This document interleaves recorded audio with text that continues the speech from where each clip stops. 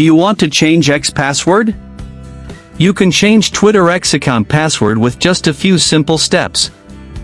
Before we begin, please like this video and subscribe to our channel.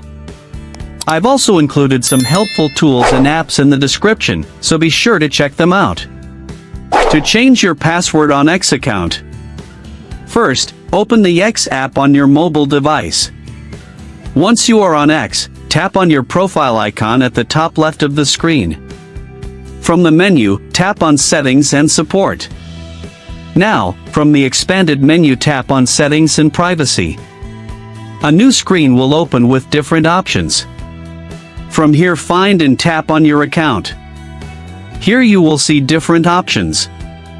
From here, tap on the Change Your Password option. Again, a new screen will open. Now, enter your current password in the first box. Next, type your new password in the new password box. After that, re-enter your new password to confirm it in the new box. Once ready, tap the Update Password button. Now, your X account password will be updated successfully.